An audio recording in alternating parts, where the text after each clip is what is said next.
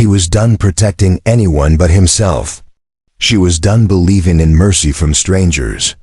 But when Hannah Palmer stumbled bleeding into Hattakachukma's winter camp, clutching her 8-year-old son and gasping, "Please don't let them take my boy," neither of them knew they had just awakened a vengeance that would paint the Oklahoma Territory red with blood.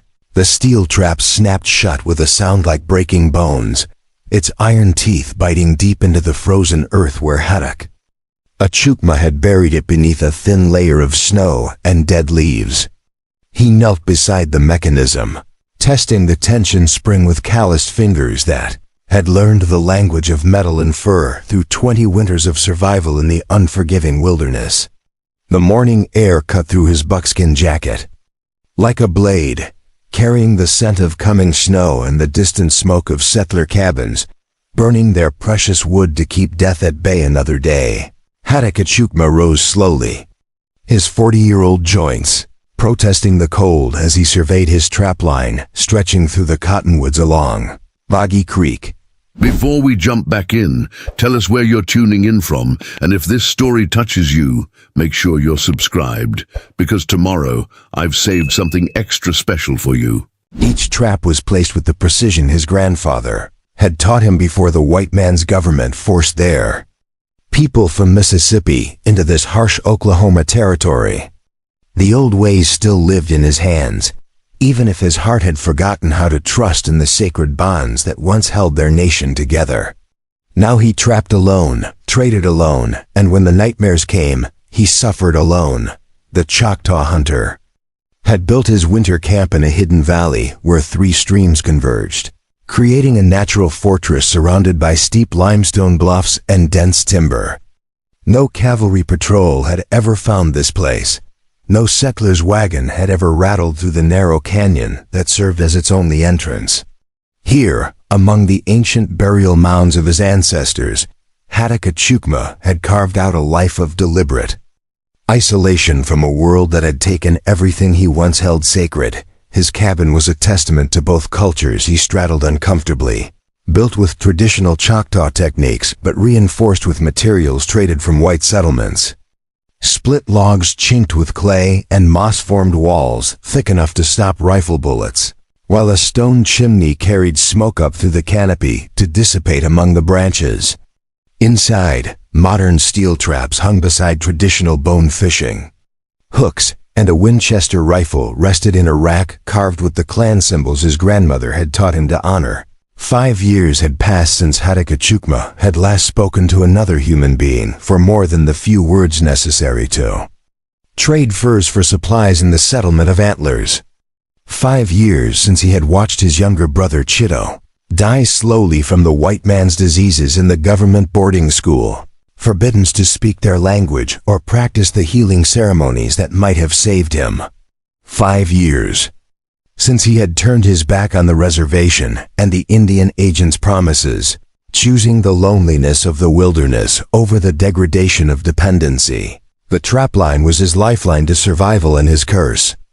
Each morning before dawn, he would walk the 7-mile circuit through the valley, checking snares for rabbits, deadfalls for raccoons, and the heavy steel traps that could take a wolf, or even a black bear if luck favored him.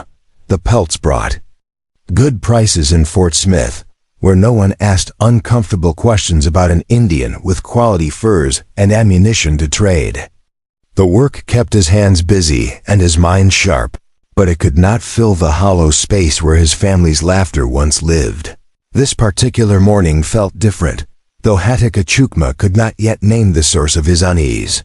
The forest was too quiet, with none of the small sounds that usually accompanied the dawn. No squirrels chattered in the oak trees, no birds called from the underbrush, and even the ever-present buzz of insects seemed muted. The hunter's instincts, honed by decades of reading the wilderness like sacred text, told him that something had disturbed the natural order of his valley. He checked his first trap and found it empty, but triggered, the bait taken by something clever enough to steal without being caught. The second trap held a young raccoon, its neck broken cleanly by the spring mechanism. Hatakachukma said a brief prayer in Choctaw as he reset the trap, thanking the animal spirit for its sacrifice and asking forgiveness for the necessity of its death. These rituals mattered, even when no one was present to witness them. Perhaps, especially then, by the time he reached the fourth trap near the creek's edge, the rawness in the air had grown stronger. Fresh tracks marked the muddy bank, but not from any animal he recognized. These were boot prints, made by someone running hard and careless through terrain that demanded respect. The stride was uneven, suggesting injury or exhaustion, and the depth of the impressions indicated someone carrying extra weight. A woman, perhaps, or a man burdened with gear. Hatakachukma knelt beside the tracks, reading the story they told with the skill his father had taught him during long hunting expeditions in the Mississippi bottomlands. The person who made these tracks was fleeing something, moving with the desperate haste of prey that knows the predator is close behind. More disturbing were the other tracks he found 50 yards upstream. The hoofprints of at least 6 horses moving in formation like a military patrol or hunting party. The hunter's blood ran cold as he recognized the pattern. He had seen such tracks before, during the darkest days of the removal, when soldiers and hired bounty hunters pursued escaped families through the wilderness. But the removal was long finished, its cruelties relegated to history and memorial. Who would be hunting refugees in 1887? And why would their trail lead into his hidden valley? He followed the bootprints upstream, moving with the silent grace that had made him legendary among his people as a tracker and scout. The trail led through a maze of fallen logs and boulder fields, places where a desperate person might hope to lose pursuit, but would only succeed in slowing their own escape. Blood on a sharp rock confirmed that the runner was injured, while the small handprint pressed into soft earth beside the creek told him a child accompanied the fleeing adult. The valley that had been Hatakachukma's sanctuary for 5 years was being violated by violence and fear, the very forces he had retreated into the wilderness to escape. Every instinct told him to fade back into the forest, to let whatever drama was unfolding pass through his territory like a storm. He had learned the hard lesson that involving himself in the troubles of others brought only pain and loss. Better to remain invisible, untouchable, alone. But the handprint in the mud haunted him as he continued tracking. It was small, no bigger than his own palm, made by fingers that should have been playing with wooden toys or learning to write letters on a slate. Instead, those small hands were pressed against cold earth in terror, fleeing something so terrible that a parent would risk the wilderness rather than face it. The image stirred memories Hatakachukma had spent 5 years trying to forget. His own son would have been about the same age now, if the fever had not taken him during their second winter in Oklahoma Territory. Little Iyana had died calling for his father in a language the government doctors could not understand, while Hatakachukma stood helpless outside the reservation clinic, forbidden entry because he had refused to register for their degrading roll call. The boy had needed his father's strength, and Hatakachukma had failed him just as surely as if he had loaded the rifle himself. The sound of breaking branches snapped him back to the present. Someone was crashing through the underbrush ahead, moving with the clumsy desperation of a person beyond exhaustion. Hatakachukma drew his knife and moved toward the disturbance, ready to defend his territory or offer aid as the situation demanded. What he found instead was a sight that would haunt him for the rest of his days. Hannah Palmer burst from the tree line like a deer fleeing wolves, her riding dress torn by thorns and stained with blood that might have been her own or someone else's. She carried a boy of perhaps 8 years old in her arms, his face pale with cold and terror, his small hands clutching desperately at her shoulders. The woman's auburn hair had escaped its pins and hung in wild tangles around a face marked by exhaustion and something deeper than fear. This was the look of a person who had seen evil in its purest form. She stumbled and nearly fell when she saw Hatakachukma standing motionless among the trees, his dark eyes taking in every detail. of her appearance and condition. Preparing and narrating this story took us a lot of time, so if you are enjoying it, subscribe to our channel. It means a lot to us now. Back to the story. For a moment that stretched like eternity, they stared at each other across the small clearing, predator and prey, hunter and hunted, two souls who had learned to expect nothing good from strangers. "Please," Hannah Palmer whispered, her voice cracking with exhaustion and desperation. "Please don't let them take my boy." The words came out as a prayer and a challenge combined, carrying the weight of a mother's love and a mother's fury. She took a step forward, then another, her blue eyes never leaving his face as she searched for some sign of mercy or compassion. Hattakachukma said nothing. He stood frozen between competing instincts, his mind calculating distances to his cabin, escape routes through the canyon, the weight of his rifle against his shoulder. This woman and child represented everything he had fled into the wilderness to avoid: entanglement, responsibility, the inevitable pain that came from caring about someone other than himself. "They killed my husband," Hannah continued, her voice gaining strength as maternal desperation overcame exhaustion.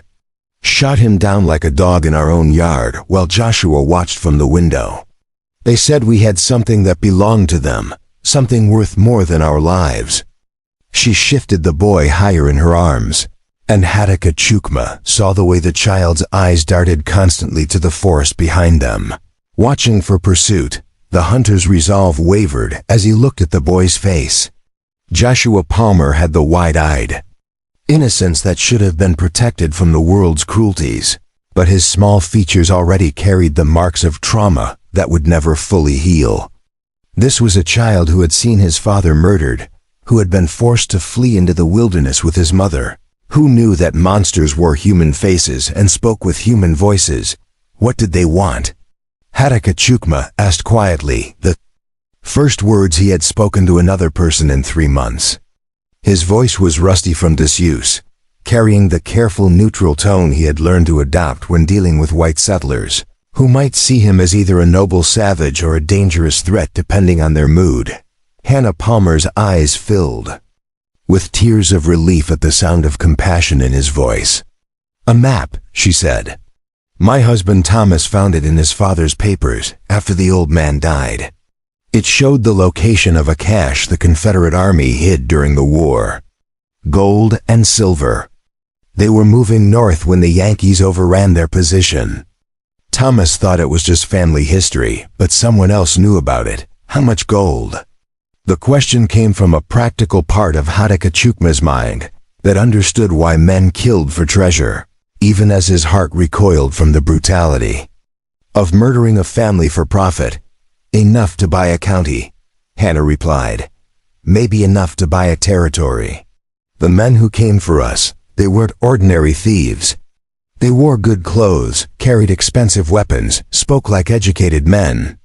But their eyes were cold as winter graves, and they enjoyed Thomas's suffering before they finished him." Hattakachukma's jaw tightened as the implications became clear. Wealthy men who killed for sport as much as profit were the most dangerous enemies of all, because they had resources to pursue their goals across any distance and patience to wait as long as necessary for revenge. If this woman and her son had escaped such men, their pursuers would not simply give up and return home.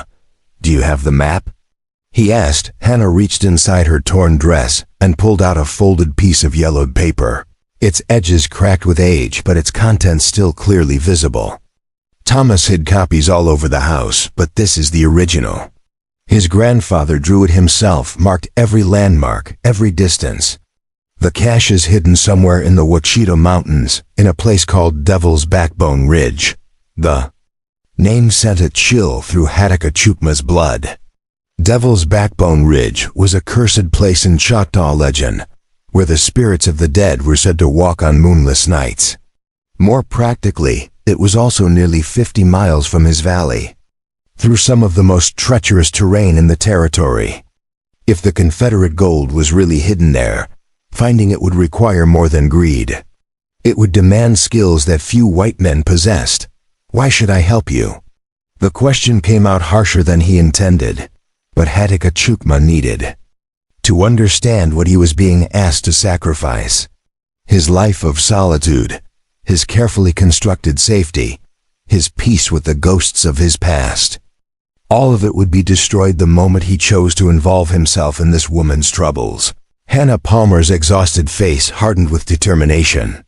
Because they're not just hunting me and Joshua. They're hunting anyone who might know about the map, anyone who might have copies or memories or stories passed down through families. They'll keep killing until they're certain the secret died with Thomas. And if you turn us away, they'll kill us both within the hour. The truth of her words settled over the clearing like a blanket of snow, cold and inescapable.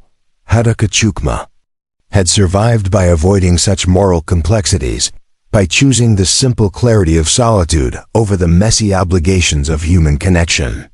But now the choice was being forced upon him, and he could see in Hannah Palmer's eyes that she knew exactly what she was asking. How many are chasing you? He asked, accepting the inevitable. 6 men on horseback, Hannah replied. Maybe more waiting at the settlements to cut off escape routes. They have money, weapons, and no conscience. Their leader calls himself Colonel Morrison, though I doubt he ever served in any army that would claim him. Choctaw nodded slowly, his mind already shifting from the contemplation of choice to the planning of survival. 6 armed men pursuing 2 people through wilderness they did not know, led by someone arrogant enough to use a military title. It was not the worst odds he had faced, but it would require all his skills and knowledge to keep the woman and child alive long enough to reach safety. Can you walk? He asked Hannah. As far as I need to, she replied, though he could see the exhaustion in every line of her body. And the boy? Joshua's stronger than he looks. We've been walking since yesterday's sunset. Choctaw studied the child's face and saw the truth of his mother's words. Joshua Palmer had the quiet toughness of someone who had learned to endure without complaint, to carry pain without crying out, to survive by becoming invisible when necessary. These were skills that should never be required of an 8-year-old. But they might be the qualities that kept him alive in the days to come. The sound of distant horses carried through the valley, faint but unmistakable. The pursuers had found the canyon entrance and were following the trail with the confidence of men who believed their prey was cornered. Colonel Morrison and his hunters were perhaps an hour behind, close enough to force immediate decisions, but far enough away to allow for careful planning. Follow me, Choctaw said, turning toward his cabin. Stay close and step where I step. If we're going to survive this, you'll need to learn to move like Choctaw. He led them through the forest with the fluid grace of someone who had spent decades learning to walk without disturbing so much as a fallen leaf. Hannah Palmer struggled to match his pace while carrying Joshua, but she followed gamely, driven by the knowledge that their lives depended on reaching shelter before Colonel Morrison's men found their trail. The cabin appeared suddenly through the trees, its low profile and earth-colored walls blending so perfectly with the landscape that it seemed to have grown from the forest floor itself. Choctaw had chosen the location carefully, building against a limestone outcropping that provided natural protection from behind while offering commanding views of the approaches from 3 directions. No enemy could reach this place without being seen first. Inside, the cabin was spartanly furnished but well supplied for a long siege. Choctaw moved with practiced efficiency, pulling down rifles from wall racks, loading cartridge belts with ammunition, and checking the sharpness of knives that had been honed to razor edges. His movements carried the unconscious rhythm of a man who had prepared for this moment many times, even while hoping it would never come. Hannah Palmer set Joshua down near the stone fireplace and looked around the cabin with new understanding. This was not the simple dwelling of a fur trapper, but the fortress of a warrior who had never stopped expecting the next battle. Every window had been positioned to provide overlapping fields of fire, Every piece of furniture could serve as barricade material, and the thick log walls bore the scars of previous attacks that had been successfully repelled. "You've fought them before," she said. "Not really a question. Different men." Hataka replied without looking up from his weapons. "Same hatred. White men have been trying to drive my people from this land for 50 years, and some of us have learned to push back." He handed her a lever-action rifle, its stock worn smooth by years of use. "Do you know how to shoot?" "Thomas taught me," Hannah said, taking the weapon with steady hands. "I'm not as good as he was, but I won't waste bullets." "Good, because we won't have many to spare." Hataka moved to the window facing the canyon entrance and peered through a gun port carved into the thick log wall. In the distance, he could see dust rising where horses moved through the timber, still too far away to make out individual riders, but close enough to count. 6 men, as Hannah had said, moving with the arrogant confidence of hunters who believed their prey was trapped.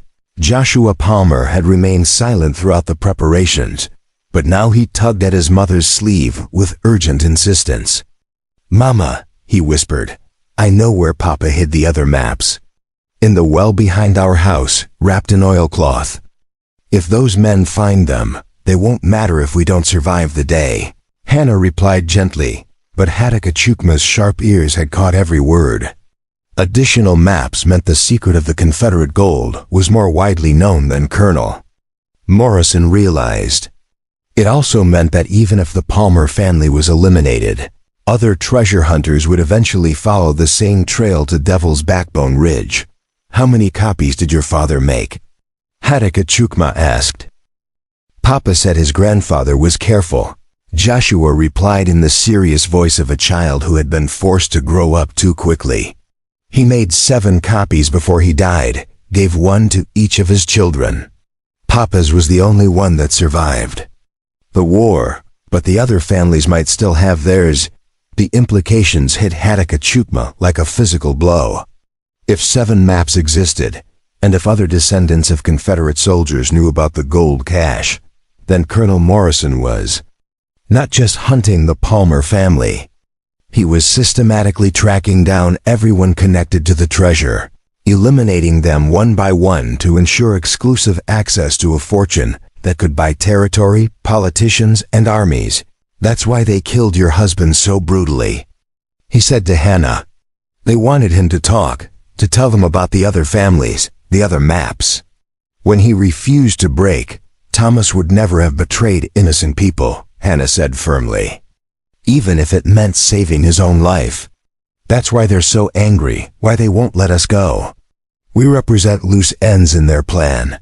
The sound of horses drew closer, accompanied now by voices calling to each other through the forest. Colonel Morrison's men had reached the valley floor and were spreading out to search for tracks, following the trail that would inevitably lead them to the hidden cabin. Hataka estimated 20 minutes before they found his carefully concealed home, perhaps 30 if they were cautious about potential ambush sites. "There's something else you need to know," he told Hannah, checking the loads in his rifles one final time. "If we survive this attack, if we escape into the mountains, we won't be running toward safety. We'll be heading straight into the heart of the territory those men want to claim. Devil's Backbone Ridge isn't just where the gold is hidden, it's where they'll make their final stand." Hannah Palmer's face went pale as she understood the full scope of what they were facing. This wasn't just a chase or a robbery gone wrong. This was war, fought over a treasure that had already claimed her husband's life and would claim many more before the secret was finally buried forever. But as she looked at her son's trusting face, she knew there was no choice but to fight. "Then we'd better start winning," she said, raising the rifle to her shoulder with hands that no longer trembled. Outside, the sound of approaching horses had stopped, replaced by the careful footsteps of men moving through the forest with deadly intent. The siege of Hataka Valley was about to begin. Colonel Morrison dismounted from his black stallion at the mouth of the canyon, his polished boots sinking slightly into the mud beside Boggy Creek.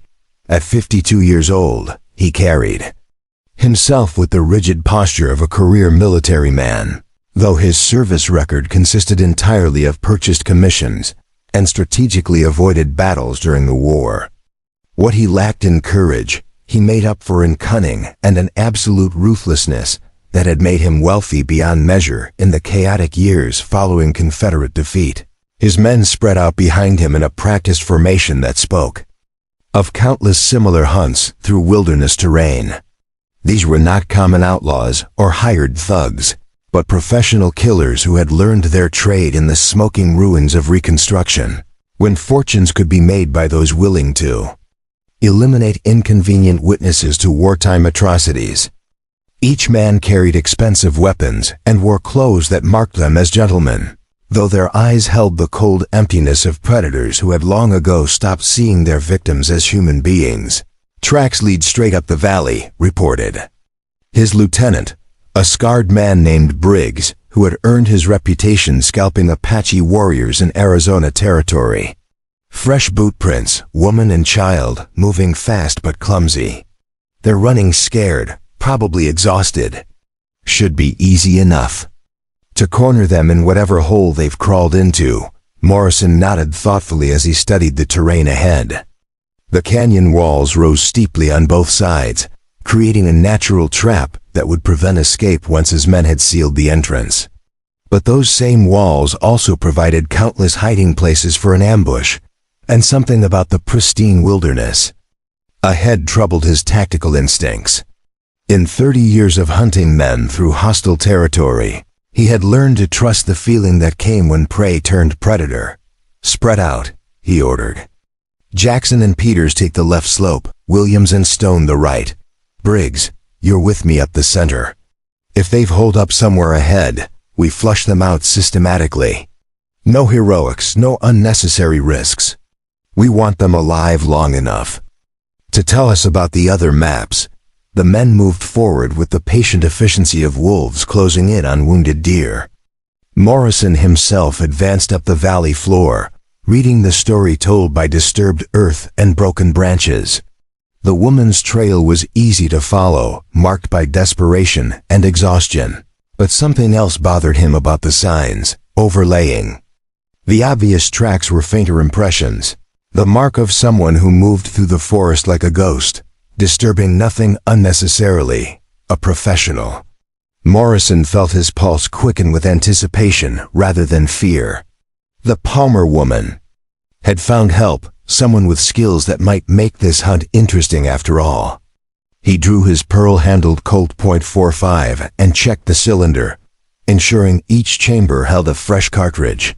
If Hannah Palmer had all eyes, they would learn the hard way that Colonel Morrison had not built his empire by backing down from worthy opponents. Inside his cabin, Hadaka moved with the fluid efficiency of a man who had prepared for this moment throughout 5 years of solitude. Every weapon was cleaned and loaded, every escape route memorized and cleared of obstacles, every defensive position calculated for maximum advantage against multiple attackers. He had learned the art of fortress warfare during the removal, when Choctaw families had been forced to make desperate stands against overwhelming military force. Hannah Palmer watched him work, marveling at the transformation from isolated trapper to deadly warrior. The quiet man who had seemed reluctant to involve himself in their troubles now radiated focused lethality, his dark eyes calculating angles and distances with the precision of an artillery officer. This was someone who had killed before, many times, and had survived because he was better at it than his enemies. "The canyon has 3 choke points," Hadaka Sukma explained as he positioned rifle cartridges within easy reach of each firing position. "Here at the cabin, where the creek bends around that boulder field, and at the narrow gap near the entrance. If we can hold them at the first position long enough, I can fall back to the second and make them pay for every yard. What about Joshua and me?" Hannah asked, though she already knew the answer would not be what she wanted to hear. "You stay here and cover the rear approach. There's a game trail that leads down from the eastern rim, too steep for horses but manageable for a man on foot. If they find it, you'll be our early warning system." Hattakachukma handed her a brass telescope that had seen better days, but still functioned perfectly. "Watch that trail. If you see movement, fire one shot into the air and then get Joshua into the root cellar." The root cellar was carved into the limestone bedrock beneath the cabin floor, accessible through a trapdoor hidden under a heavy wooden chest. Inside, Hattakachukma had stored enough supplies to last a family of 4 for several weeks, along with additional weapons and ammunition. It was both sanctuary and tomb, depending on how the battle above played out. Joshua Palmer had been exploring the cabin with the curiosity of a child, but now he approached Hattakachukma with the serious expression that had become too familiar since his father's murder. "Mr. Achukma," he said carefully, testing the pronunciation of the Choctaw name. "My papa always said that when bad men come, good men have to stand up to them. Are you a good man?" The question hit Hattakachukma like a physical blow, stirring emotions he had buried beneath 5 years of careful numbness. He knelt down to meet the boy's eyes, seeing in them the same trusting innocence his own son had possessed before the fever took him away. "I try to be," he answered honestly. "Sometimes that means doing terrible things to protect the people you care about." "Papa did terrible things in the war," Joshua said with the matter-of-fact acceptance of a child who had overheard too many adult conversations. "He told Mama that sometimes good men have to become monsters so that real monsters don't win. Is that what you're going to do?" Before Hattakachukma could answer, the sound of approaching footsteps reached his ears. The hunters had found his cabin, and they were moving with the careful precision of men who knew their business. He rose smoothly and moved to the gun port, peering through the narrow opening at the forest beyond. 6 men in a loose formation, weapons ready, eyes scanning for threats. "Hannah," he called softly, "take Joshua to the root cellar now. Don't come out until you hear my voice calling the all clear, no matter what happens up here." "What if we don't hear your voice?" she asked, though her hands were already lifting the heavy chest that concealed the trapdoor. "Then you wait until dark and follow the creek downstream to the territorial road. There's a settlement called McAllister 15 miles south. Tell them what happened here. Make sure the story gets to the federal marshals in Fort Smith." "Haddak." Achukma's voice carried the calm certainty of a man who had accepted the possibility of death. "And Hannah? If I don't make it out of this, you make damn sure those men pay for what they did to your husband." The woman and child disappeared into the hidden cellar just as the first rifle shot shattered the morning silence. The battle for Hattakachukma's valley had begun in earnest.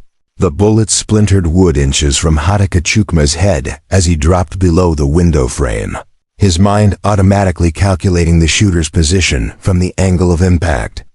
Northeast corner of the clearing, probably behind that fallen oak where the undergrowth provided natural concealment. A good position for a marksman, but one that left the shooter exposed to counterfire from the cabin's eastern gun port, Haddak. Achukma rolled across the floor and came up at the firing position he had prepared for exactly this scenario. His Winchester rifle was already loaded and sighted, its familiar weight settling into his hands like an extension of his own body. Through the narrow opening, he could see the muzzle flash from the hidden sniper's position, followed immediately by the distinctive crack of a high-powered rifle. The Choctaw hunter did not rush his shot. He breathed slowly, steadied his aim, and squeezed the trigger with the patient precision his grandfather had taught him during countless hunting expeditions. The bullet struck true, and the forest fell silent except for the echo of gunfire rolling across the valley walls. "One enemy down, 5 to go. Briggs is hit," someone shouted from the tree line. "Son of a bitch got him clean through the head." The voice carried equal parts anger and professional respect for a worthy opponent. These men had expected easy prey, not a skilled marksman who could take out their best shooter with a single well-placed round. Colonel Morrison's voice cut through the confusion with the authority of a man accustomed to commanding other killers. "Spread out and keep him pinned down. Stone, Circle around to the creek bed and see if you can get an angle on that back wall. Williams, work your way up the eastern slope and find that game trail. If he has an escape route, I want it covered." Hadakachukma smiled grimly as he heard the orders being given. Morrison was tactically competent, but predictable, following the standard manual for assaulting a fortified position.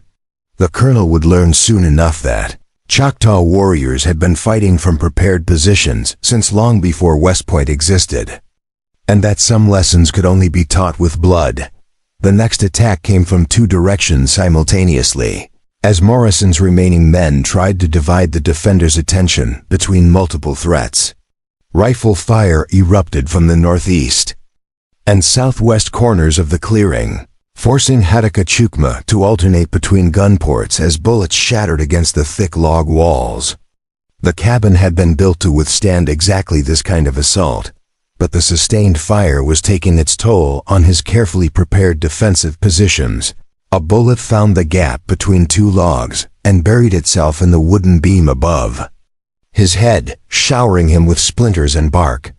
Another round shattered the water bucket near the fireplace, sending precious drinking water spreading across the floor.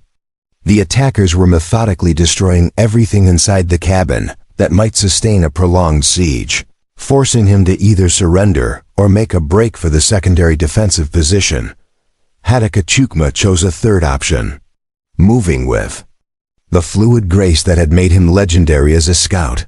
He slipped out through the rear door of the cabin and into the maze of boulders that formed a natural fortress behind his home. From this elevated position, he could see the entire clearing and the approaches his enemies were using to close in on what they thought was his only stronghold. The man called Stone was working his way up the creek bed exactly as Morrison had ordered, using the natural cover of fallen logs and overhanging banks to approach the cabin's vulnerable rear wall. He moved well for a white man, Hadakachukma admitted grudgingly, but he still made too much noise and left too obvious a trail for someone trained in the old ways of warfare. The Choctaw hunter drew his knife and began his descent toward the creek, moving like a shadow among shadows. Stone would never know what hit him. Stone crouched behind a moss-covered boulder 20 yards from the cabin's rear wall, studying the building for signs of movement or weakness.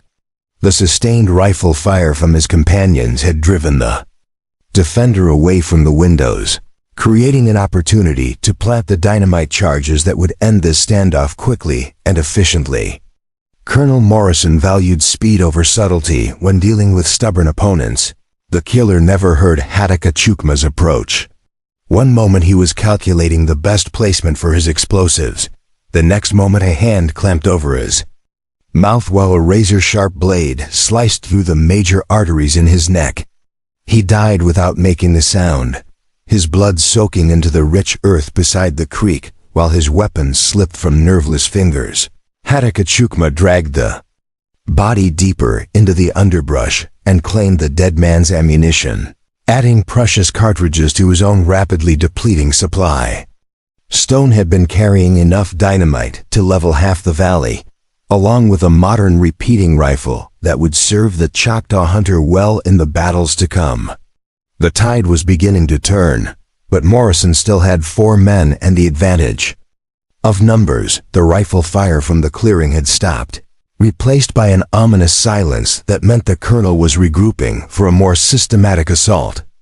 Hadakachukma used the lull to work his way around the perimeter of his defensive position, checking the approaches and preparing nasty surprises for anyone foolish enough to advance without proper caution. He found Williams halfway up the eastern slope, climbing toward the game trail with the labored breathing of a man more accustomed to saloon fights than wilderness warfare. The killer had good instincts for terrain, but he moved with the noisy clumsiness of someone who had never learned to respect the forest as a living enemy.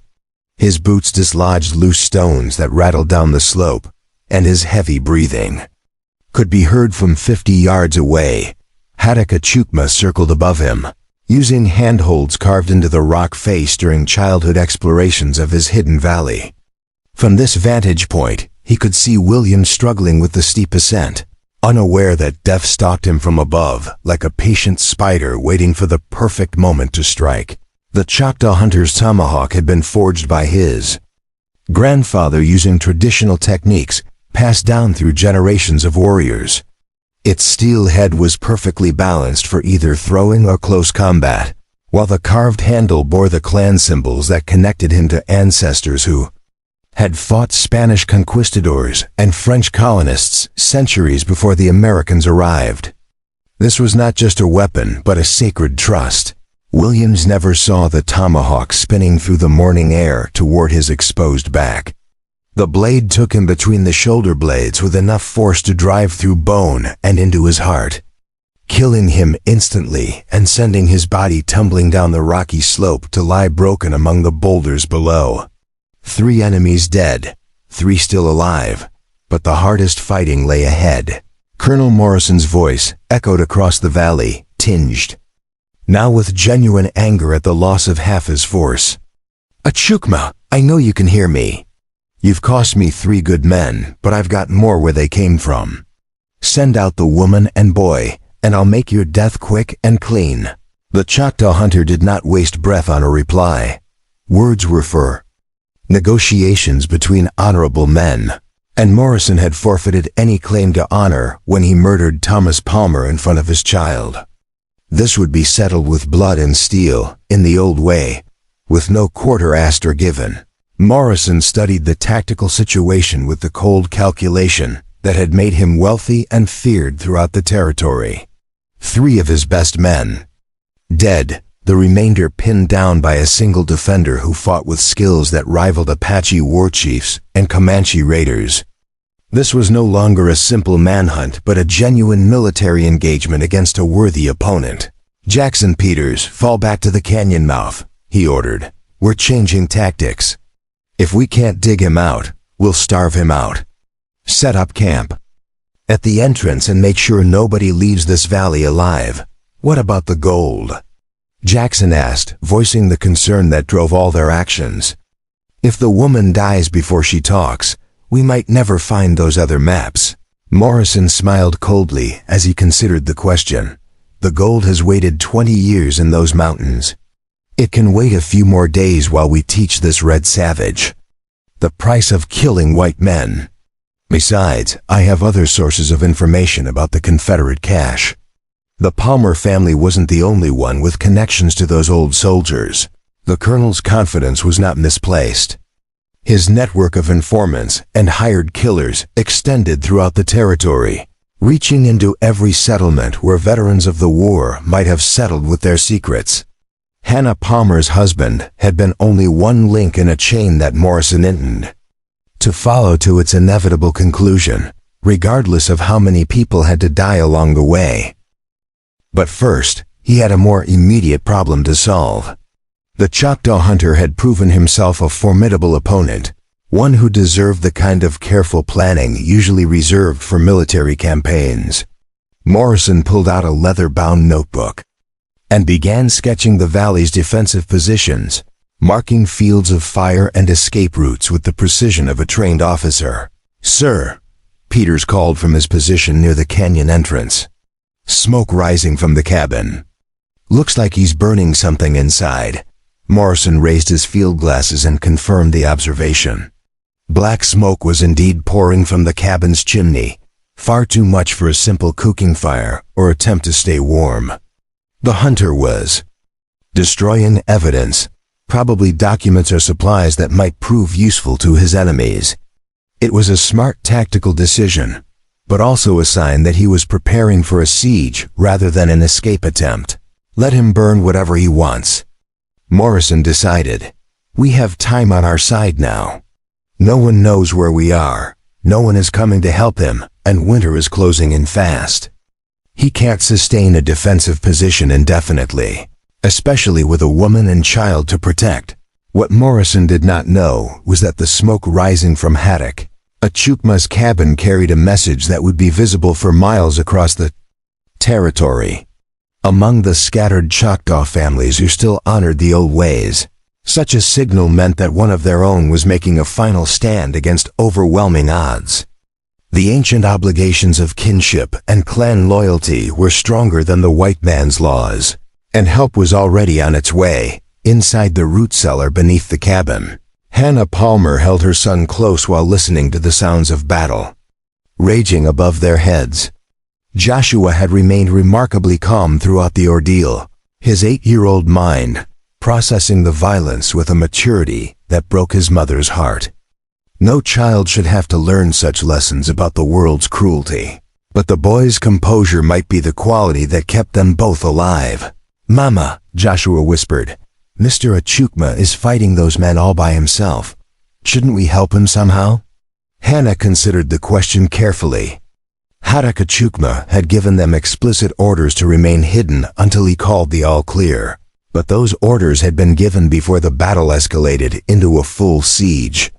If the Choctaw hunter was killed or wounded, she and Joshua would be trapped in the underground chamber with no way to escape Morrison's vengeance.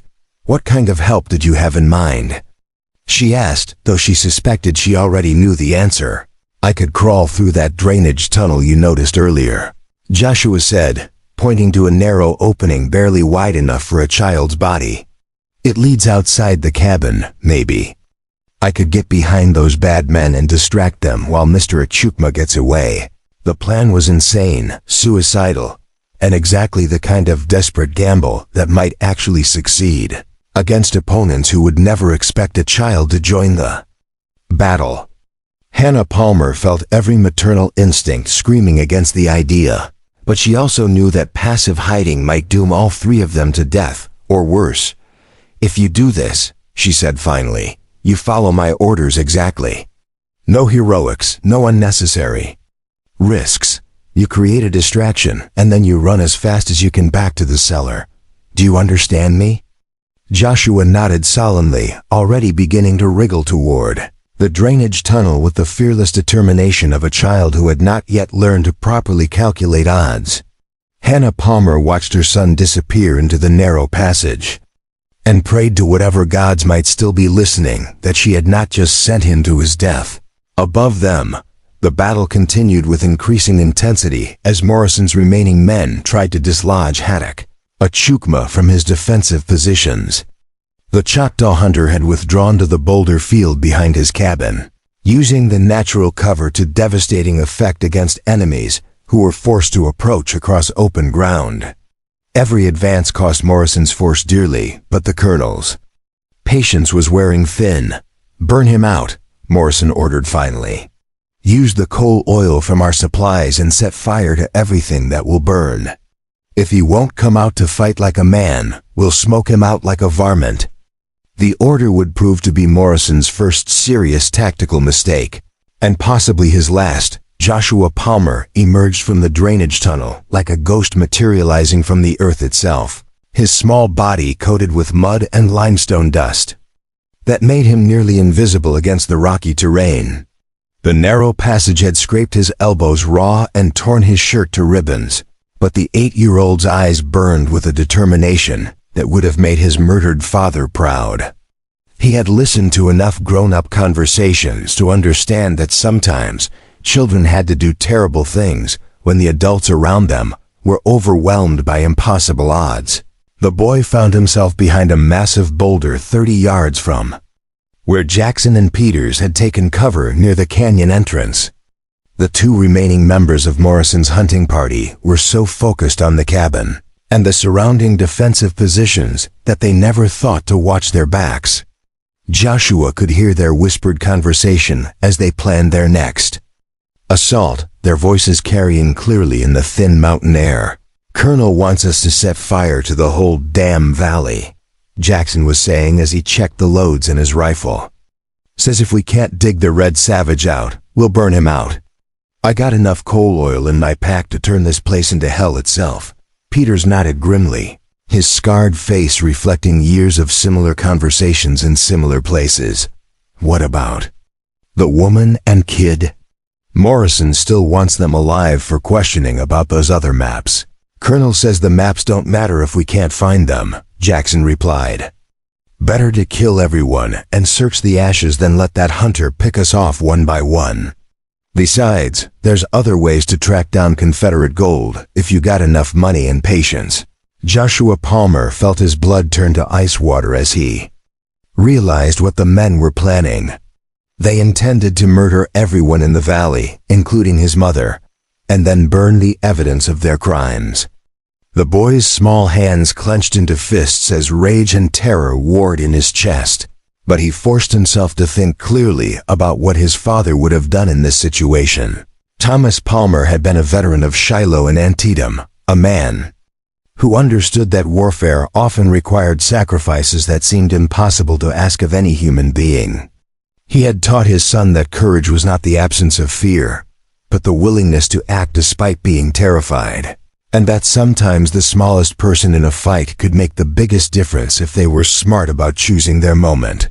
The boy studied the terrain around the two killers, noting their weapons, their positions, and their vulnerabilities with the tactical awareness his father had begun teaching him during long hunting trips through the Arkansas's wilderness. Jackson carried a lever-action rifle and a heavy Colt revolver, while Peters favored an older percussion rifle that required careful loading but hit like a sledgehammer at close range. Both men were focused entirely on the defensive positions. Ahead, presenting their backs to a small enemy they never suspected existed, Joshua began to work his way closer, moving with the patient stealth his father had taught him during deer hunts, placing each foot carefully to avoid loose stones or dry branches that might betray his presence. The adults were arguing now about the best way to approach the cabin with their incendiary materials, their voices rising just enough to cover any small sounds the boy might make. "We go together," Peters was insisting. "None of this splitting up nonsense that got the others killed. That hunter's too good with a rifle to give him isolated targets." "Fine by me," Jackson agreed. "But we move fast once we start. Pour the oil, light the fire, and get back to cover before he can draw a bead on us. The smoke will flush him out one way or another." They were 20 feet away now, close enough for Joshua to see the sweat stains on their shirts and smell the tobacco juice that Peters occasionally spat into the dust. The boy's heart hammered so loudly in his chest that he was certain the killers would hear it, but they remained focused on their preparations for what they believed would be the final assault. Joshua Palmer made his decision with the cold calculation of a much older soul. His father's cavalry saber was hidden beneath the cabin floorboards, but he carried something almost as deadly in his back pocket, a heavy stone carved with Choctaw symbols that Hattakachukma had given him earlier as a good luck charm. Hunter had explained that the stone had been blessed by his grandfather and carried protective spirits, but Joshua intended to use it for a more immediate purpose. The boy rose from concealment like an avenging spirit, his small arm cocking back to hurl the carved stone with every ounce of strength his young body could muster. His target was Jackson's head, specifically the base of the skull where his father had taught him that a well-placed blow could drop even the largest man instantly. Joshua had practiced throwing stones at targets throughout his childhood, developing the kind of accuracy that came from countless hours of patient repetition. The stone struck Jackson just behind his left ear, with a sound like an axe biting into hardwood. The killer's eyes rolled back in his head as he collapsed forward, his rifle clattering away across the rocky ground while his body convulsed once, and then lay still.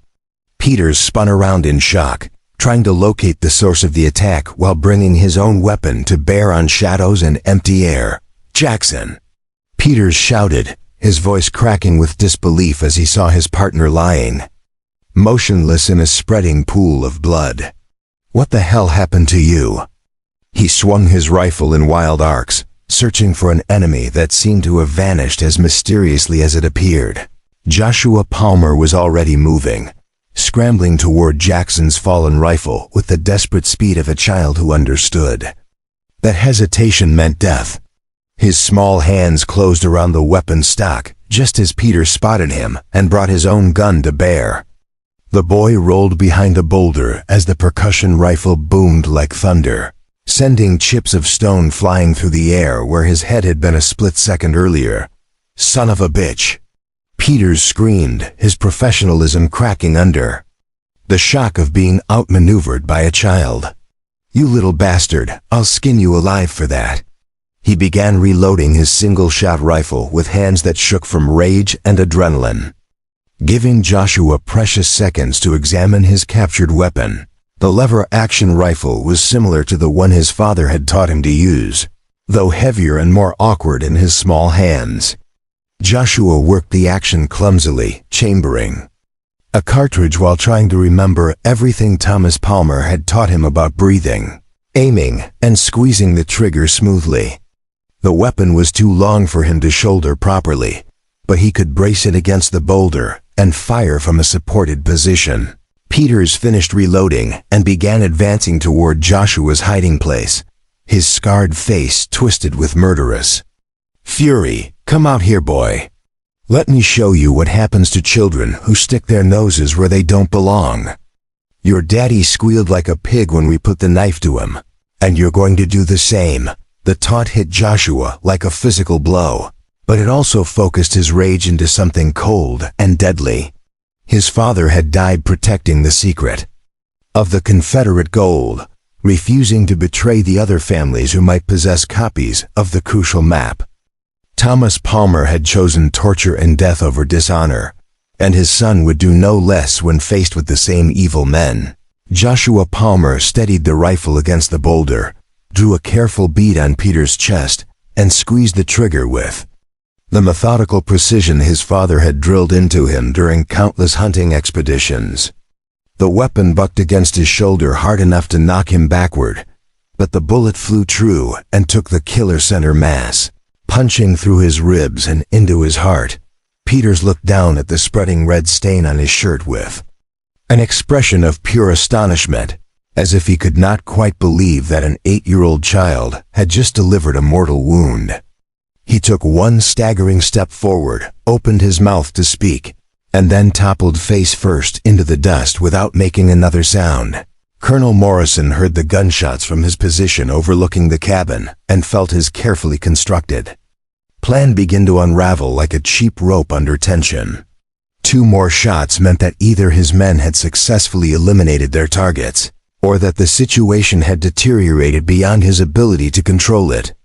The prolonged silence that followed suggested the latter possibility, and Morrison's rage began to build like pressure in a steam boiler. He had come to this godforsaken valley with 6 of the deadliest killers in the territory, men who had helped him eliminate dozens of inconvenient witnesses over the years. Now 5 of them were dead, killed by a single Choctaw hunter, and apparently a child who should have been cowering in terror rather than taking up arms against grown men. The humiliation was almost worse than the practical setback. Morrison began working his way toward the canyon entrance, moving with the careful stealth that had kept him alive through 30 years of dirty warfare. If his men were dead, he needed to confirm their status and adapt his strategy accordingly.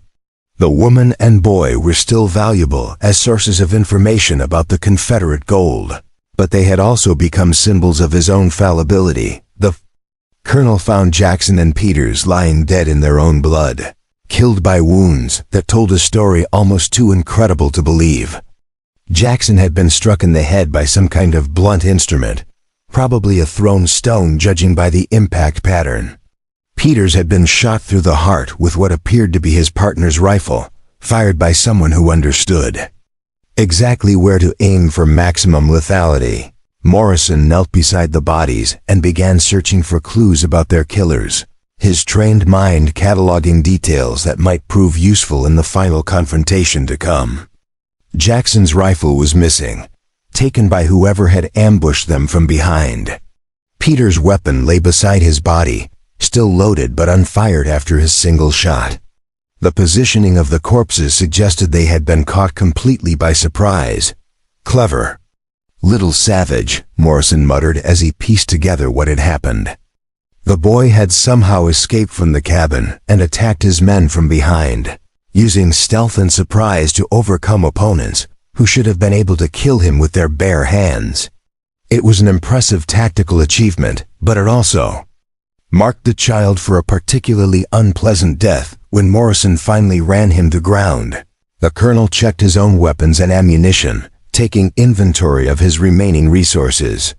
He had enough cartridges for a sustained firefight, plus a stick of dynamite that could collapse the cabin's roof if properly placed. Against a single wounded hunter and an armed child, those advantages should be more than sufficient to secure victory.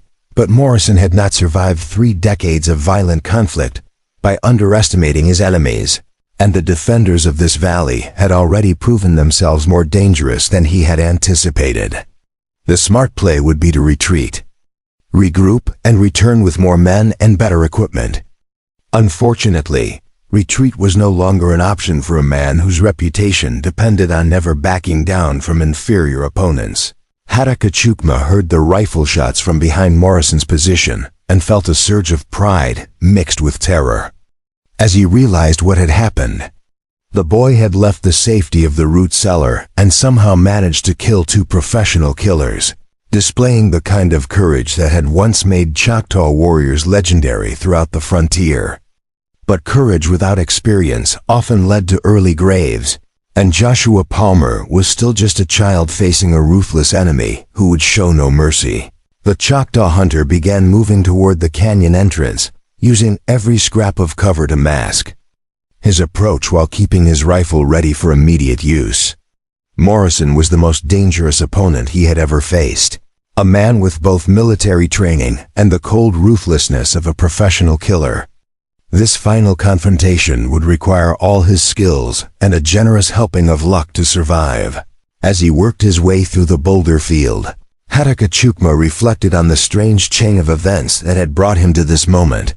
5 years of careful isolation had been shattered in a single morning by a desperate woman and her terrified child, forcing him to rediscover parts of himself that he had thought buried forever.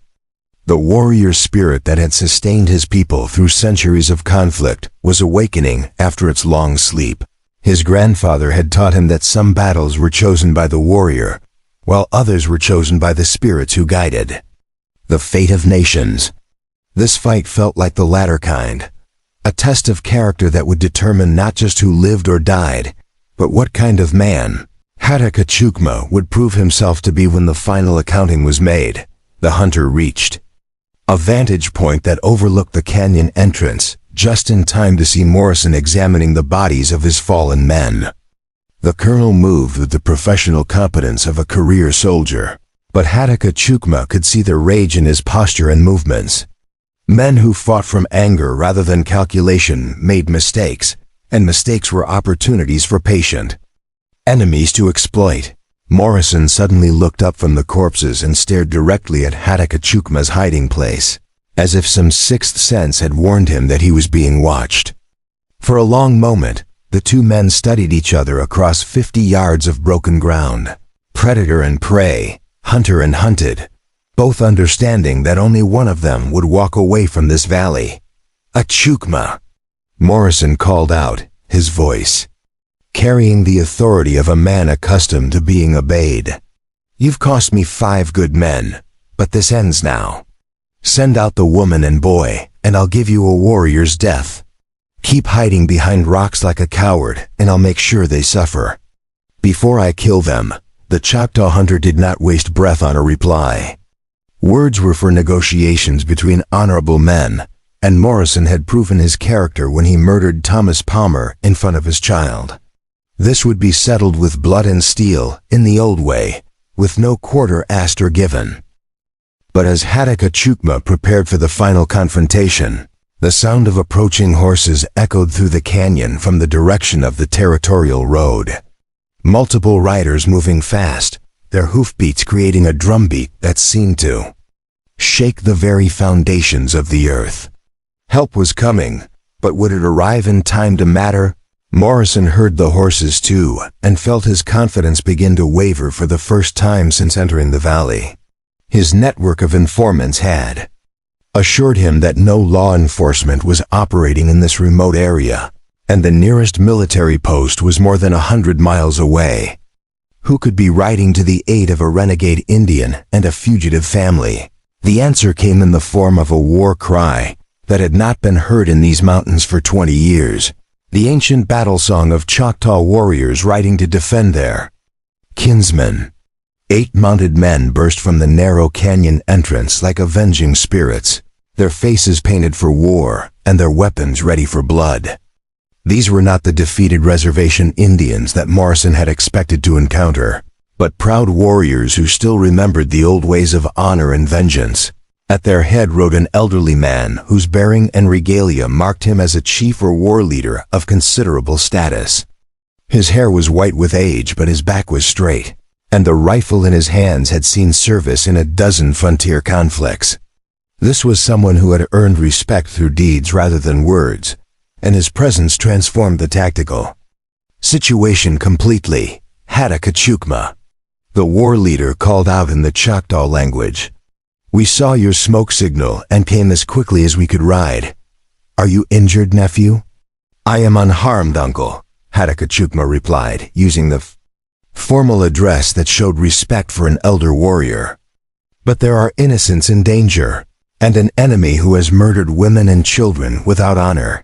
The war leader's eyes fixed on Morrison with the cold intensity of a hawk studying prey. "Then we will settle this debt in the old way, as our fathers did when white men first brought their evil to our lands. This colonel has chosen his path, and we will help him walk it to its end."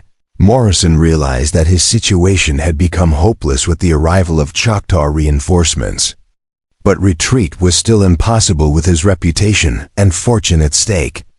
The Confederate gold represented everything he had worked to achieve, and he would not abandon 20 years of planning because a handful of savages had ridden to the rescue of his enemies. The colonel drew his pearl-handled Colt .45 and opened fire on the mounted warriors, his bullets sparking off rocks as the riders scattered for cover. Return fire erupted from multiple positions as the Choctaw fighters dismounted and began working their way forward with the patient skill their ancestors had perfected against Spanish conquistadors and French colonists. But even as the final battle erupted around him, Morrison's calculating mind was already planning his ultimate gambit. The woman and boy were still hidden somewhere in the valley, and they represented his only remaining leverage against opponents who clearly intended to kill him, regardless of any terms he might offer. If he could find them and use them as hostages, he might still salvage victory from the jaws of defeat. The hunt for Hannah and Joshua Palmer was about to begin in earnest. With the stakes higher than ever before, Morrison's desperation drove him to attempt what no sane man would consider. In broad daylight, surrounded by hostile forces, while Choctaw warriors exchanged rifle fire with his position from 3 different angles, the colonel began a systematic search for the hidden entrance to whatever underground sanctuary sheltered his most valuable prizes. Hannah Palmer and her boy represented his only remaining chance to escape this valley alive, and Morrison had not built his criminal empire by accepting defeat when victory still remained possible. The cabin's interior had been torn apart by rifle bullets, but Morrison's experienced eye quickly identified the signs of concealed storage and escape routes that marked a professional hideout. Scorch marks on the floor planks suggested a trapdoor had been recently opened and closed, while scratches in the dirt indicated heavy furniture moved to reveal hidden spaces. The woman and child were somewhere beneath his feet, probably listening to every footstep as he hunted them through their own refuge. Morrison found the hidden entrance within minutes, his trained instincts guiding him to the displaced chest that concealed the root cellar's opening. The heavy wooden trapdoor had been reinforced with iron bands and secured with a sturdy lock, but the colonel carried tools for exactly such obstacles. His lockpicks worked with practiced efficiency, and soon the barrier swung open to reveal a narrow stairway descending into lamp-lit darkness. "Mrs. Palmer," Morrison called down into the depths, his voice carrying the false courtesy that had charmed victims in a dozen previous encounters. "I know you're down there with the boy. My men are all dead, and I'm surrounded by hostile Indians who want to skin me alive. But I still have enough dynamite to collapse this entire cellar, and I will use it unless you cooperate with my very reasonable requests." Hannah Palmer's voice drifted up from the underground chamber, steady despite the terror she must have been feeling. "What do you want, you murdering bastard? Haven't you done enough damage to innocent people?" "I want the map, naturally," Morrison replied as he began his careful descent into the root cellar. "But more than that, I want safe passage out of this valley. Your Choctaw friends up there will let me ride away peacefully if they know that killing means killing you and your son." It's really quite simple when you think about it rationally. The colonel reached the bottom of the stairs and found himself in a surprisingly spacious underground chamber carved from living rock and reinforced with timber supports. Oil lamps cast dancing shadows on walls lined with shelves of preserved food, ammunition, and emergency supplies. This was not a hastily dug hiding place, but a carefully constructed fortress designed to sustain a siege for weeks or months. Hannah Palmer stood at the far end of the chamber, with Joshua pressed protectively behind her, a shotgun leveled at Morrison's chest with hands that showed no tremor of fear or uncertainty. The woman had the look of someone who had already made peace with the possibility of death, and Morrison recognized the dangerous calm that came when ordinary people decided they had nothing left to lose. "Come any closer and I'll blow you in half," Hannah warned, her voice carrying absolute conviction. "I've got both barrels loaded with buckshot, and at this range, I can't miss even if I wanted to. You killed my husband, you've terrorized my son, and you've brought nothing but misery to everyone whose life you've touched." Morrison smiled with genuine admiration for the woman's courage, even as he calculated angles and distances for his next move. "Mrs. Palmer, you're obviously a woman of exceptional character, but you're also a practical mother who wants to see her child grow up safely. I'm offering you both a chance to walk away from this situation alive and unharmed. In exchange for what?" Hannah demanded, though her finger remained poised on the shotgun's trigger. "The map, naturally, plus your cooperation in retrieving the Confederate gold from Devil's Backbone Ridge. Once I have the treasure secured, you and the boy can go wherever you want with enough money to start new lives far from the reach of anyone who might wish you harm." Morrison's voice carried the practiced sincerity of a confidence man who had talked his way out of dozens of seemingly impossible situations. Joshua Palmer stepped out from behind his mother's protective shadow, his young face set in lines of determination that made him look far older than his 8 years. "You're lying," he said with the blunt honesty that only children could manage. "My papa told me about men like you. You don't keep promises to people you think are beneath you." Morrison's false smile widened into something genuinely predatory as he studied the boy who had somehow managed to kill 2 of his best men. "Young Master Palmer, you've already proven yourself more dangerous than most grown men I've faced. I think we understand each other well enough to skip the pretense of childhood innocence." Above ground, the battle between Morrison's lone position and the Choctaw warriors had settled into a deadly stalemate. The war chief had deployed his men in a careful perimeter that prevented any escape from the valley while avoiding unnecessary casualties in what he correctly recognized as a siege situation. These were patient fighters who understood that time favored defenders with secure positions and reliable supply lines. Chukma worked his way closer to the cabin, using his intimate knowledge of the terrain to approach unseen by either Morrison or the other warriors. Something about the prolonged silence from the colonel's position troubled the hunter's tactical instincts, and he suspected that their enemy was attempting some desperate gambit rather than simply waiting for death.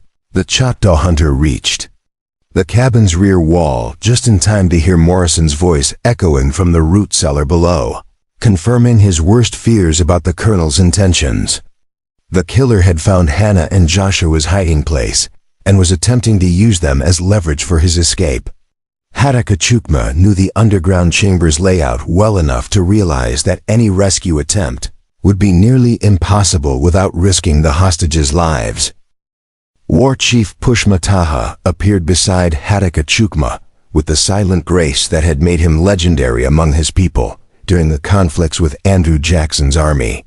The elderly leader had read the tactical situation with the same clarity as his younger kinsman, and his weathered face showed the grim determination of a man prepared to make hard choices.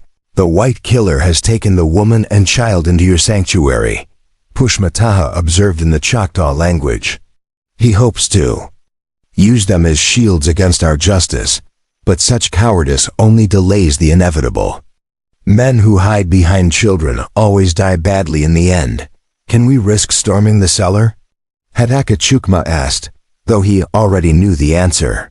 The narrow stairway created a fatal funnel that would allow Morrison to kill anyone attempting a direct assault, while the confined space made it impossible to use superior numbers effectively. "Not without sacrificing the innocence he holds," Pushmataha confirmed. "But there are other ways to trap a snake in its hole. Your cabin has a chimney that connects to the root cellar's ventilation system, does it not? And we have brought certain materials that burn with particularly unpleasant smoke." Hatakachukma understood immediately what the war chief was suggesting.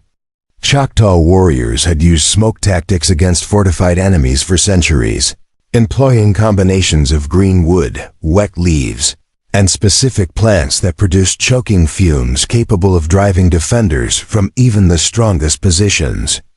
But such methods took time to be effective, and Morrison might decide to kill his hostages before surrendering. "There is another way," Hatakachukma said slowly as an idea began forming in his mind. "The drainage tunnel that the boy used to escape earlier, it's too narrow for a grown man, but it might allow us to introduce something else into the chamber. Something that would distract Morrison long enough for the hostages to act. What did you have in mind, nephew?" Hatakachukma's smile was as cold as a winter wind. "Something that will remind the colonel why Choctaw warriors have always been feared by their enemies, even when those enemies think they hold all the advantages in the root cellar." Below, Morrison had settled into a position that allowed him to watch both hostages while keeping the stairway entrance covered with his rifle. The confined space worked to his advantage by limiting his enemy's options, but it also trapped him in an underground chamber with no alternative escape route. The colonel's military training told him that his situation was ultimately hopeless unless he could negotiate some kind of settlement. "Mrs. Palmer," he said conversationally, "I hope you'll reconsider my offer while we still have time to reach a mutually beneficial arrangement. Those warriors up there won't wait forever, and I'd hate for this standoff to end badly for all concerned." Hannah Palmer maintained her grip on the shotgun despite the aching fatigue that was beginning to affect her aim. Hours of high tension had drained her physical reserves, but maternal determination kept her focused on protecting Joshua from the monster who had already destroyed their family. "There's nothing to reconsider," she replied firmly. "You're a murderer and a coward, and the only arrangement I'm interested in is watching you hang for what you did to Thomas." "Mama," Joshua whispered urgently, his sharp ears detecting something that the adults had missed. "Do you hear that sound? Like something scratching in the walls?" Morrison's head snapped toward the drainage tunnel opening, just as a small clay pot rolled through the narrow passage and shattered against the stone floor. The broken vessel released a cloud of acrid smoke that immediately began filling the confined space with choking fumes that burned the eyes and throat. But this was not ordinary smoke. It carried the distinctive smell of burning sage, mixed with other plants that held sacred significance in Choctaw tradition. "Gas attack!" Morrison shouted, covering his nose and mouth with his shirt sleeve, while trying to maintain his aim on the hostages. The smoke was rapidly becoming thicker, reducing visibility to mere feet and making accurate shooting nearly impossible. Worse, the fumes seemed to carry some kind of narcotic effect that was making his thoughts sluggish and his movements unsteady. Hannah Palmer recognized the opportunity that Hatakachukma had created for them and acted with the desperate speed of a mother protecting her child. She grabbed Joshua's hand and dove toward the far corner of the chamber. where a second exit led to the tunnel system that connected with the barn's foundation. Morrison fired blindly through the smoke, his bullets chipping stone from the walls, but missing his targets as they scrambled for safety. The colonel tried to follow them through the choking fumes, but the sacred smoke was affecting him more severely than he had anticipated. His legs felt weak and unsteady, while his vision blurred and doubled until he could barely distinguish shapes in the haze. Whatever plants the Choctaw warriors had burned possessed properties beyond simple irritation. They were systematically shutting down his nervous system. Joshua Palmer paused at the tunnel entrance long enough to look back at their tormentor, who was now staggering like a drunken man through the smoke-filled chamber. "Goodbye, Colonel," the boy said, with the quiet satisfaction of someone who had finally seen justice served. "I hope you enjoy breathing that smoke as much as my papa enjoyed what you did to him." Morrison collapsed to his knees as the narcotic effects of the sacred smoke overwhelmed his system, his weapons clattering uselessly to the stone floor as his hands lost the ability to grip properly. The Choctaw had used some combination of plants that attacked the central nervous system while clouding the mind with visions that blurred the line between reality and nightmare. He could see shapes moving in the smoke around him, figures that might have been ancestors or spirits, or simply hallucinations brought on by the powerful herbs. Hatakachukma descended into the root cellar wearing a cloth mask soaked in water. To protect against the sacred smoke, his rifle ready, but his finger relaxed on the trigger. Morrison presented no threat in his current condition, reduced to a helpless invalid by the same plant knowledge that had sustained Choctaw medicine men for centuries. Justice would be served, but it would be the clean justice of warriors rather than the brutal revenge that Morrison had visited upon Thomas Palmer. "Hannah! Joshua!" Hatakachukma called through the dissipating smoke. "Are you safe? Can you hear my voice? We're in the tunnel." Hannah's voice echoed from the direction of the barn connection. "Both of us unharmed. Is it over? Is Morrison finished?" "It's over," Hatakachukma confirmed as he secured Morrison's weapons and checked the colonel's condition. The man was unconscious but breathing steadily, his body relaxed in the deep sleep that followed exposure to the sacred plants. He would wake eventually with a splitting headache and no permanent damage, though his memories of the final confrontation might remain hazy for days. War Chief Pushmataha appeared at the top of the stairs, his ancient face creased with satisfaction at the successful conclusion of their rescue mission. "The white killer lives," he observed without judgment. "That is more mercy than he showed to the woman's husband. He lives because we are not him," Hatakachukma replied as he began climbing toward daylight and fresh air. "But he will face justice for his crimes. Federal marshals will be very interested in a man who murders families for treasure maps, especially when they have witnesses willing to testify about his methods. And the Confederate gold?" Pushmataha asked with the practical curiosity of a leader responsible for his people's welfare. "Will the Palmer family pursue their claim to the treasure?" Hatakachukma considered the question as Hannah and Joshua emerged from the tunnel system, their faces streaked with dirt, but their eyes bright with the relief of survival. The boy was clutching the original map that had cost his father's life, and Hatakachukma could see the weight of decision already settling on the child's young shoulders. "That will be their choice to make," he said finally. "But I suspect they've learned that some treasures cost more than they're worth, and that the real gold is in the people who stand beside you when evil comes calling." Joshua Palmer looked up at the Choctaw hunter who had saved their lives and made a decision that would echo through the rest of his childhood. He held out the yellowed map that had brought so much suffering to his family, offering it to the man who had proven that honor still existed in a world full of Colonel Morrisons. "You keep it, Mr. Akukma," the boy said with the gravity of someone far older than his years. "Maybe someday you'll find a use for it that doesn't involve hurting people. But right now, I just want to bury my papa and find a new place to call home." The sun was setting over the valley as federal marshals arrived to take Morrison into custody. drawn by the smoke signals and gunfire that had echoed across the territory. Throughout the day, justice would follow its course through courts and lawyers, but the real victory had already been won in the ancient way, with courage and sacrifice, and the knowledge that some battles were worth fighting regardless of the odds. Marshal Robert Crenshaw had been tracking reports of violence across 3 counties for the better part of a month, following a trail of murdered families and burned homesteads that suggested something far more organized than common banditry. The federal government had finally begun taking serious interest in territorial crime after newspaper editors in Arkansas and Texas started demanding action against what they called the greatest threat to civilized settlement since the Apache Wars. When smoke signals and sustained gunfire were reported from the remote valley near Boggy Creek, Crenshaw had assembled a posse of 12 deputies and ridden hard through the night. What he found when his men emerged from the canyon entrance was unlike anything in his 15 years of federal law enforcement.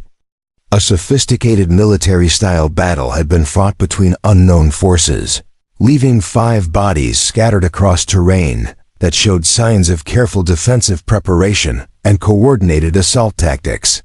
The dead men wore expensive clothes and carried quality weapons, but their faces were unmarked by the sun and wind that characterized honest frontier work. "Professional killers," observed Deputy Marshal Frank Harrison as he examined the corpses methodically. "Look at their hands, soft as a banker's, but calloused in all the right places for men who make their living with guns." These weren't drifters or desperate men driven to crime by circumstance. Crenshaw nodded grimly as he studied the tactical situation that had unfolded in the valley. Defensive positions had been carefully prepared and skillfully used by someone with military training, while the attackers had moved with the coordination of veteran soldiers rather than a ragtag gang of outlaws.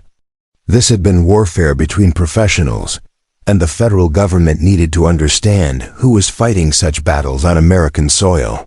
The sound of approaching horses caused every deputy to reach for his weapon, but the riders who emerged from the forest carried white flags of truce and moved with the dignified bearing of men coming to parley rather than fight. War Chief Pushmataha led 8 Choctaw warriors in full traditional regalia, their weapons visible but not threatening, their manner suggesting they had been expecting this encounter. "Marshal Crenshaw," Pushmataha said in carefully formal English, his weathered face showing no surprise at the federal officer's presence. "I am Chief Pushmataha of the Choctaw Nation. We have been waiting for you to arrive so that we might explain the events that occurred in this valley and deliver a criminal into your custody." Crenshaw studied the elderly chief with the careful attention he had learned to pay to any Indian leader who spoke with such confidence when surrounded by federal deputies. Pushmataha carried himself with the authority of someone accustomed to dealing with government officials on equal terms, and his English was far too polished for a reservation Indian. This was clearly a man with education and political connections that extended well beyond tribal boundaries. "Chief Pushmataha," Crenshaw replied cautiously, "I'm investigating reports of sustained gunfire and multiple casualties in this area. Are you saying your people were involved in whatever happened here?" "We participated in the final stages of a battle that began when white criminals murdered an innocent family for personal gain," Pushmataha explained with the patient dignity of someone delivering testimony before a court. "The killer, known as Colonel Morrison, attempted to escape justice by taking hostages, but our traditional methods proved effective in securing his capture without further bloodshed." Deputy Harrison whispered urgently in Crenshaw's ear, "Sir, we've been looking for someone called Colonel Morrison in connection with at least 6 family murders across Arkansas and the Indian Territory. If these people actually have him in custody, where is Morrison now?" Crenshaw asked, his professional interest overriding any concerns about irregular cooperation with tribal authorities. Pushmataha gestured toward the cabin, where smoke still drifted from the chimney and figures could be seen moving in the shadows of the porch. He is being held under guard by my nephew Helena, along with the woman and child he attempted to use as hostages.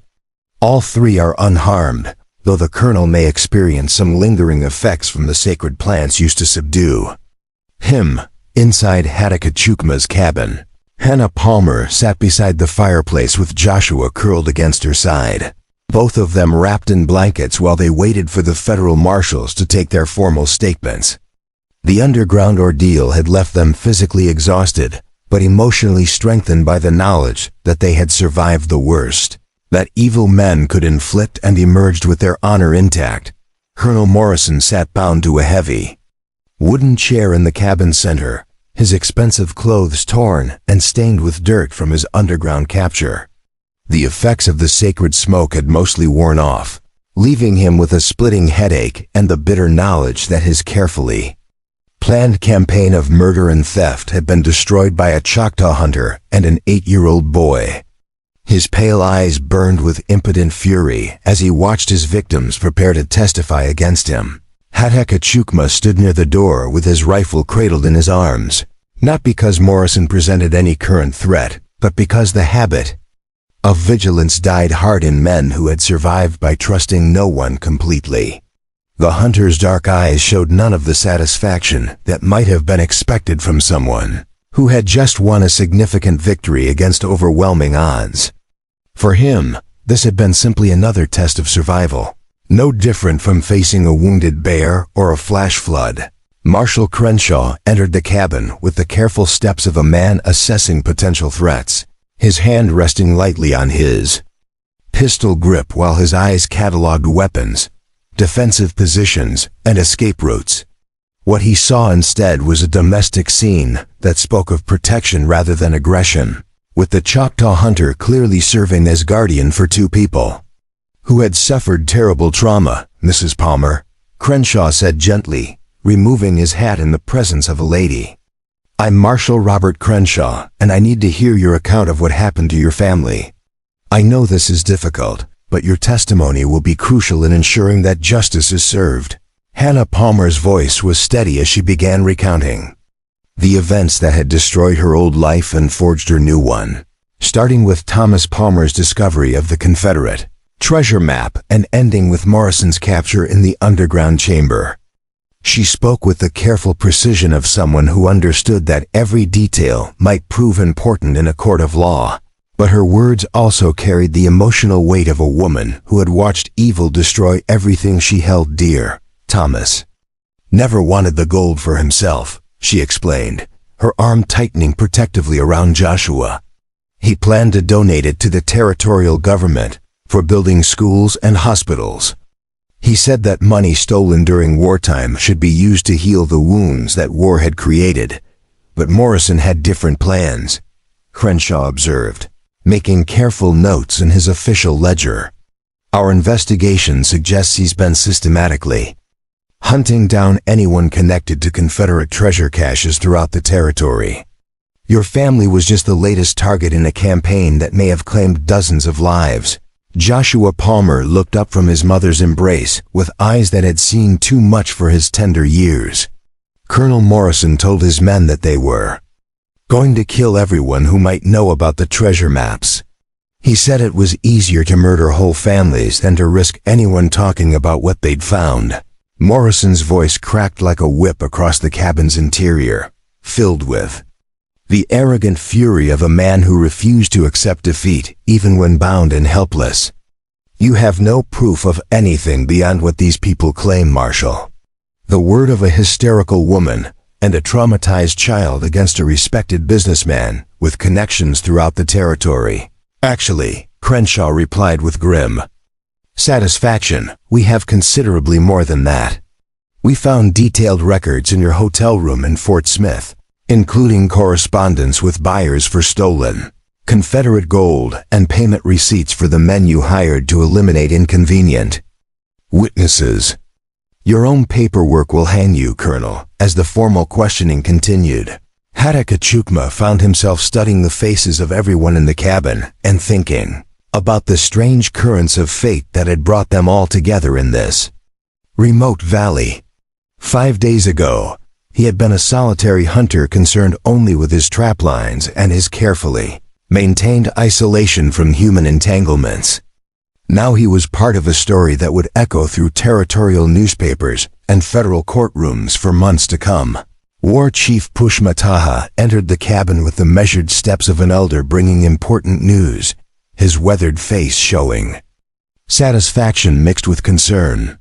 "Marshal Crenshaw," he said formally, "my scouts have returned from the territorial road with information that may interest you." Colonel Morrison was not working alone in his campaign of murder and theft. "What did your men find?"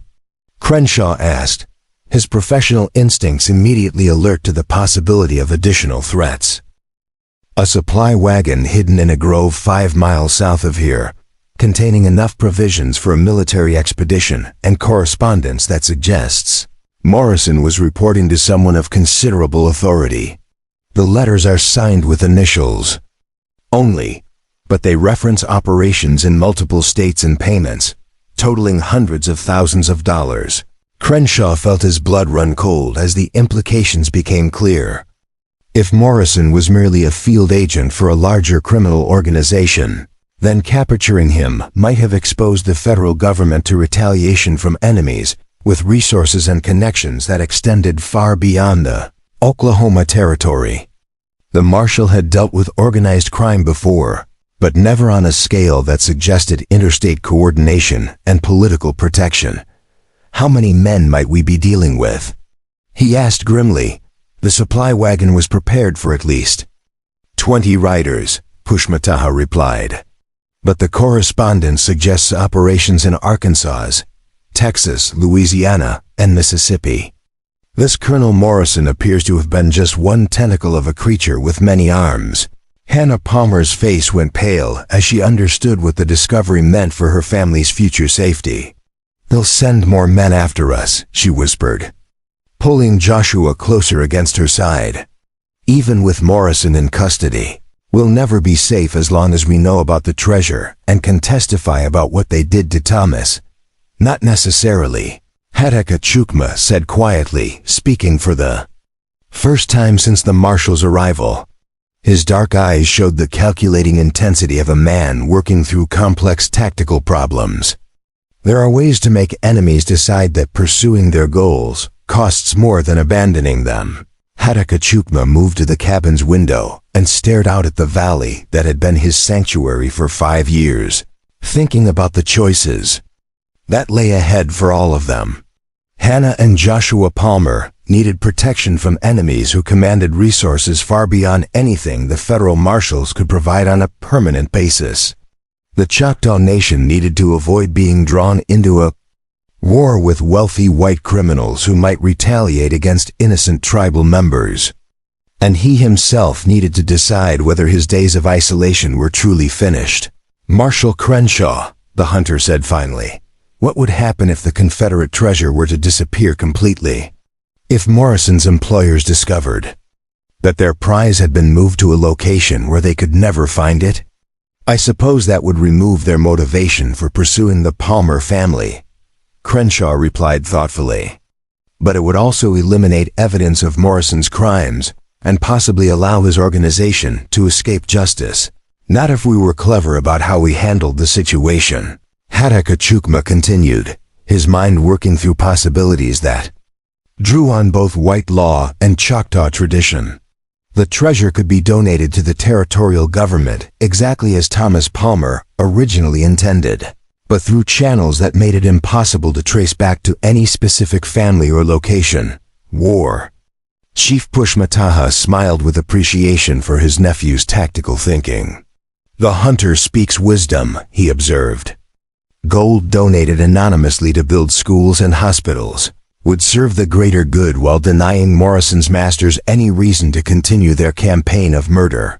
Hannah Palmer looked up from comforting her son, hope beginning to replace the despair that had shadowed her features since her husband's death. "You're talking about actually going to Devil's Backbone Ridge and retrieving the treasure ourselves? Taking it away from Morrison's people before they can claim it? It would be dangerous," Chukma admitted honestly. Devil's Backbone Ridge is treacherous terrain that has claimed the lives of experienced hunters and warriors. The Confederate soldiers who hid the treasure there chose their location. Well, it's almost impossible to reach without someone who knows the old trails and can read the land signs. But you know those trails, Joshua said with the absolute confidence that children placed in adults who had proven themselves worthy of trust. You could find the treasure and bring it back safely. Hadakachukma knelt down to meet the boy's eyes, seeing in them the same trust that his own son had once shown before fever took him away. I could try, he said simply, but it would mean leaving the safety of this valley and venturing into territory where Morrison's allies might be waiting. And there would be no guarantee that we could succeed where others have failed. The alternative is spending the rest of our lives looking over our shoulders. Hannah replied with the practical determination of a frontier woman who had already lost everything once. If there's a chance to end this threat permanently, we have to take it. Thomas would have expected no less. Marshal Crenshaw studied the group thoughtfully, recognizing the outline of a plan that could serve multiple interests if properly executed. If you're serious about this expedition, you'll need federal protection during the journey and legal documentation to ensure the treasure's proper disposition. I could arrange for a small detachment of deputies to accompany you. No offense, Marshal, Hadakachukma said diplomatically, but federal deputies move too slowly and make too much noise for the kind of journey we're contemplating. The Choctaw Nation can provide better protection through terrain that most white men would find impassable. 3 days later, a carefully selected party of 7 people began the journey toward Devil's Backbone Ridge, moving through wilderness that had remained virtually unchanged since the days when Spanish explorers first penetrated the American interior. Hadakachukma led the group with the confident stride of someone following trails learned in childhood, while War Chief Pushmataha and 2 younger warriors provided security against both human and natural threats. Hannah Palmer rode beside Marshal Crenshaw, who had insisted on representing federal interests despite the risks involved.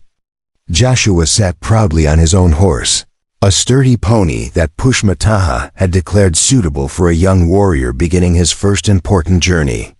The boy wore clothes adapted from traditional Choctaw patterns, and his face glowed with the excitement of someone finally moving toward resolution rather than fleeing from danger.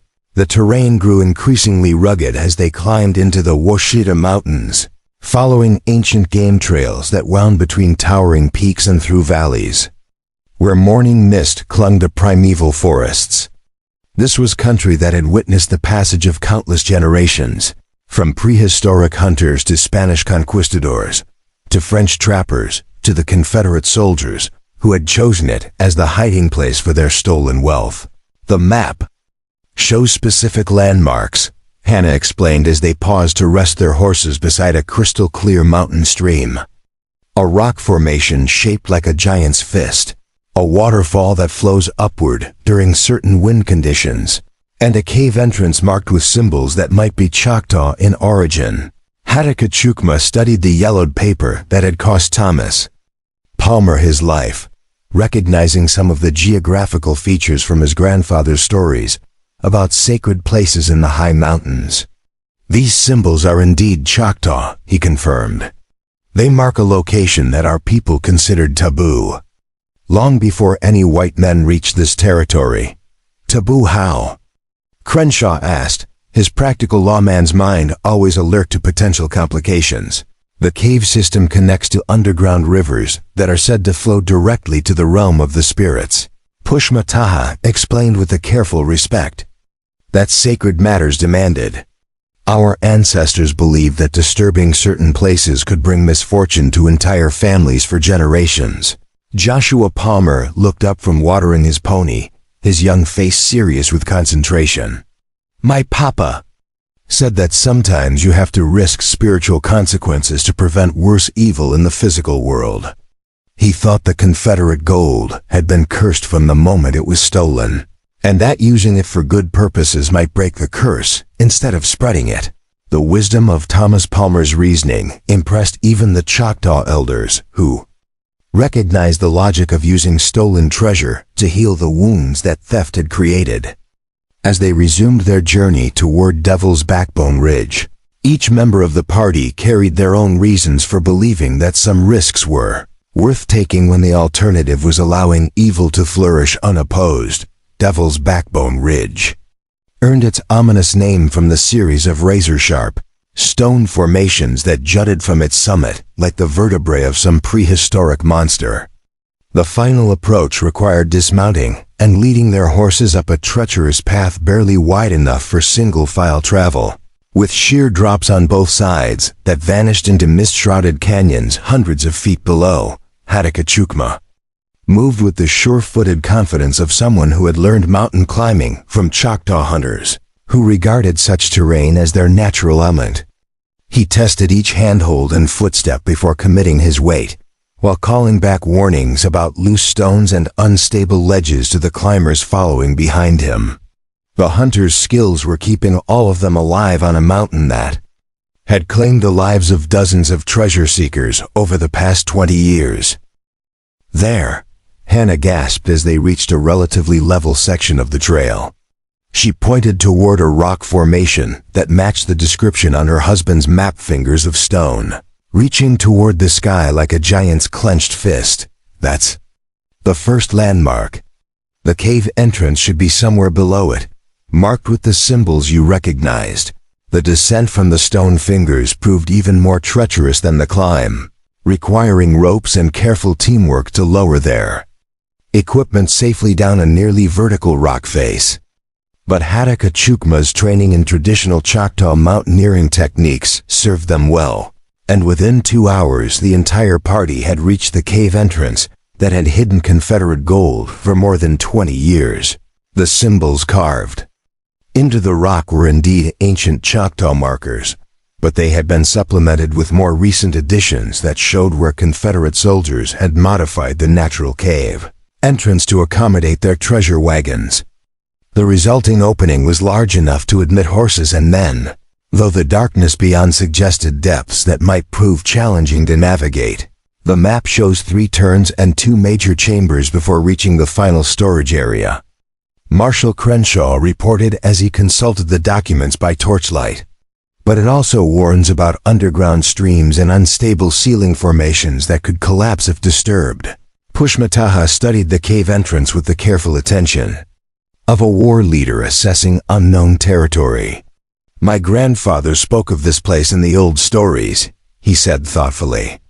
He described chambers filled with crystal formations and underground lakes that reflect torchlight like captured stars. But he also warned that the mountain spirits guard their treasures jealously as they prepared to enter the cave system. That would either make them wealthy or claim their lives.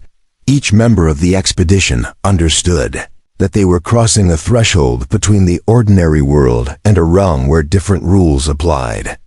The Confederate gold waited somewhere in the darkness ahead, but so did unknown dangers that had protected it from discovery for more than 2 decades.